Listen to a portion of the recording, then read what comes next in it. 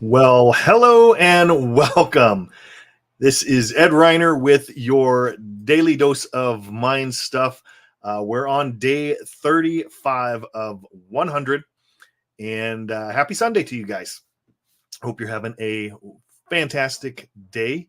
So, today is going to be a shorter one, um, 6, 7 minutes or so. I've got Bob is going to go a little bit deep in this one.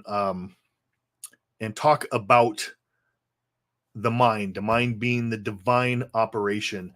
Um, he's going to go in pretty deep with some stuff, but he's got two quotes that he's going to talk about. The second one is a quote from Troward, and it's actually one that I've been studying. He had mentioned it. One of my favorite programs that Bob did was called the Success Puzzle. An absolutely just fantastic program. And actually, either towards the end of the year or beginning of next year, I'm probably going to do a workshop on that, maybe a 5-day workshop on just that program. But in that program, he goes over this quote and this idea of my mind being the center of divine operation, and how the divine operation is always for expansion and fuller expression. And he goes into that. And in the program, he said, you want to memorize this quote. And that's something that I have done. And I actually write this quote out every day and have been doing so, I don't know, for the past year, maybe more than that. Because as I've learned from Bob in studying, you really want to get an idea over and over in your mind and start to try to look at it and study it from different angles. And eventually things will start to make sense. I know Bob has, before he passed, was studying the same page of a book for who knows how long. So anyway, let's go over to Bob. Like I said, he's going to get a little deep with this.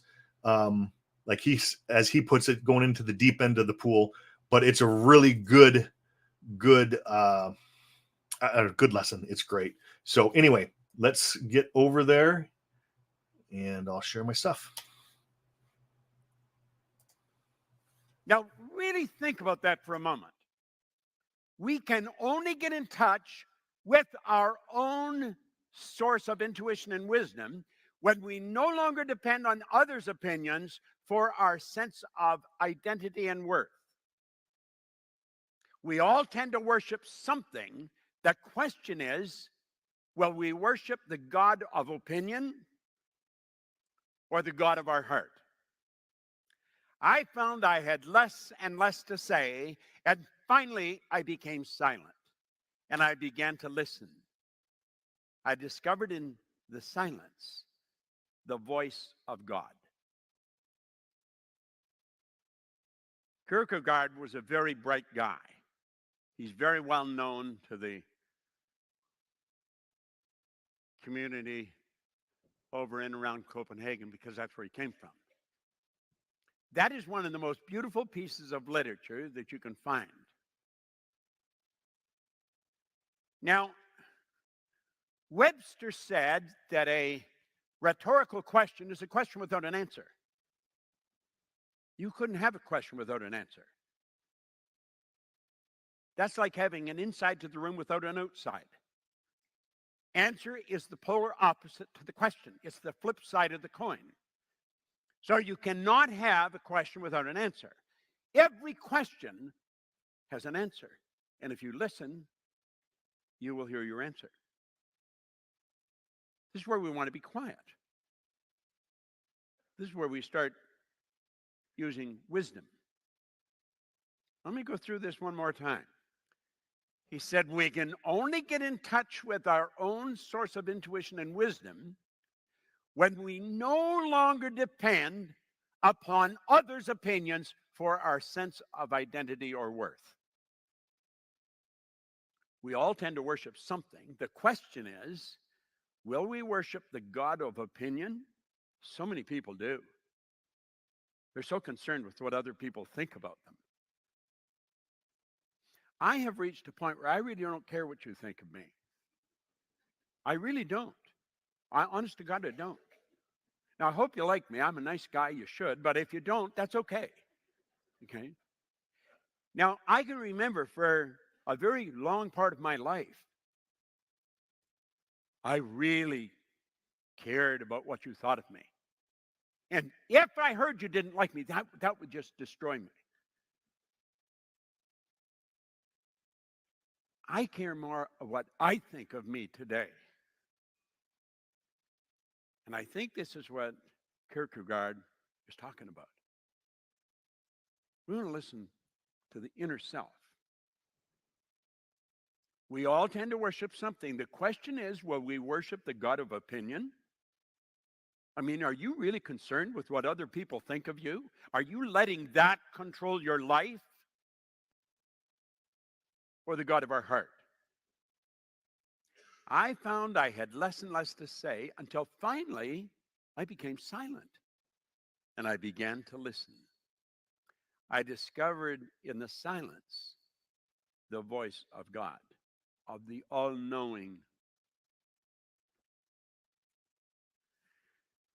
Now, I dug something else out that's on the bottom of that page. And I've made a few slides because I want to go over it, and then we're going to go back and we're going to start. But on the bottom of the page, Troward said, my mind is a center of divine operation. If you're wondering something about yourself, just pay attention here. My mind is a center of divine operation. Now think of this for a moment. Earl Nightingale taught me how to study. You take a paragraph like the bottom of this page, and you may read it 1,000 times. You may break it down into what I've just done, a sentence. And really pay attention to what you're reading. You see, in that first line, there's something that is not in harmony with our belief system. My mind is a center. Do you know what that indicates? There's more than one center. Now, we know in everything and anything, there's only one center. If I had a basketball here in my hand, I've got an imaginary basketball here. You know there's only one center in that ball. That's going to be determined by the outer measurements of the ball. There's only one center in this room. I wouldn't know where to find it, but some people here probably could. But there's only one.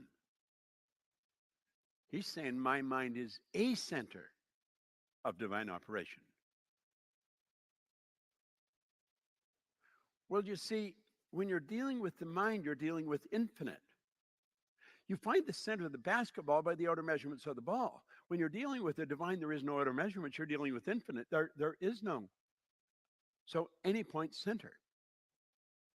There's as much power behind you as there is in front of you. There's as much above as there is below, to your right or your left. You are the center of the whole universe. That's a big idea. The divine operation's always for expansion and fuller expression. This means the production of something beyond what has gone before, something entirely new, not included in our past experience, though proceeding out of our past experience by an orderly sequence of growth. Therefore, since the divine cannot change its inherent nature, it must operate in the same manner in me. Consequently, in my special world, of which I am the center, it'll move me forward to produce new conditions, always in advance of any that's gone before.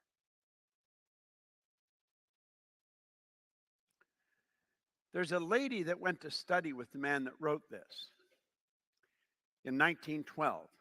She had to attract $20,000 to go and study with him for 2 years, studying with Thomas Troward in England. And she memorized what we've just gone through.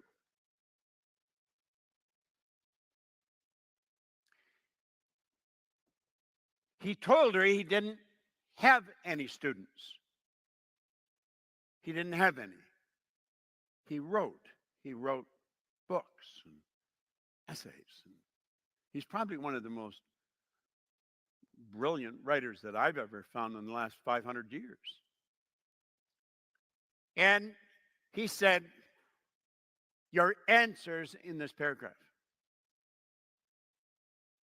And she memorized it. And she kept saying it over and over. My mind is the center of divine operation. The divine operations always for expansion and fuller expression. See, that's the foundation of the science of getting rich. I don't know, but I would bet money that Waddle studied Troward. My mind is a center of divine operation. This is a beautiful thought to entertain. And the divine operation, my mind's a center of this, and the divine operation is always for expansion and fuller expression. This means the production of something beyond what has gone before. In other words, if I understand this, my mind's a center of this power, and as I study into it, I'm an expression of this power. Everything about me, that's really what I am. And this power is always for expansion and fuller expression. So this means the production of something beyond what's gone before. I can get better results than I've ever got. Something entirely new. It's entirely new, not included in my past experience. So it's not a repeat performance. Though it's proceeding out of my past experience by an orderly sequence of growth. That means that everything that has ever happened to you has been absolutely essential to make you who you are, to prepare you to do whatever it is you're going to do. So you should have no regrets. Man, I've screwed up so many times. If I told you, I'd ruin your week. But you know something? I don't feel bad about any of it, because it was all necessary to make me who I am, to prepare me to do what I'm going to do. My mind is the center of divine operation.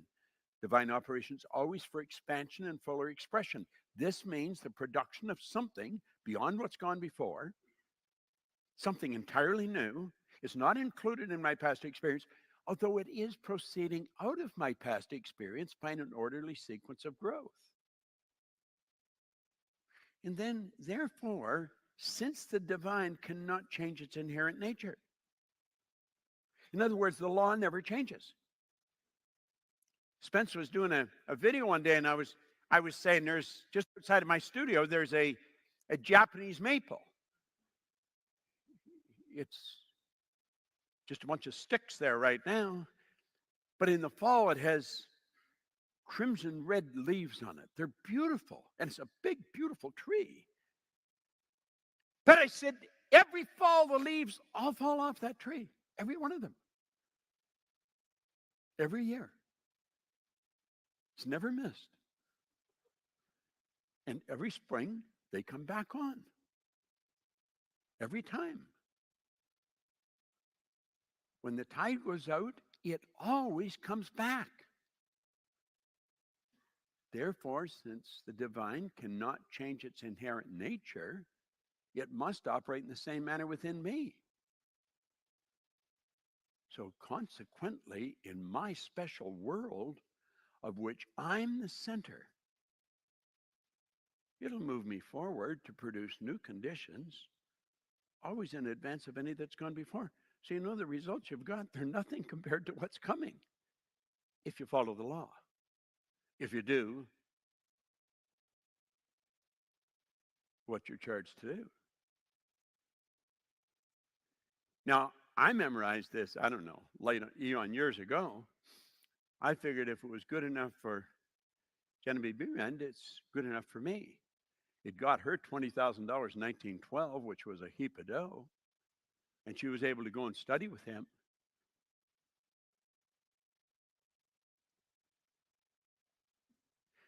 So you see, in studying this, where we're starting right now is in the deep end of the pool.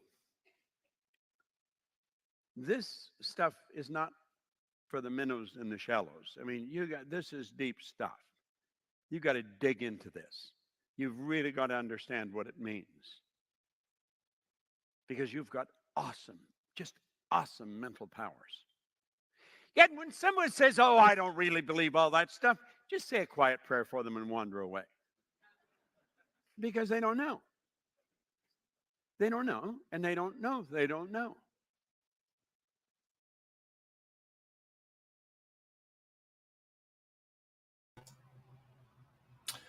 Pretty deep stuff.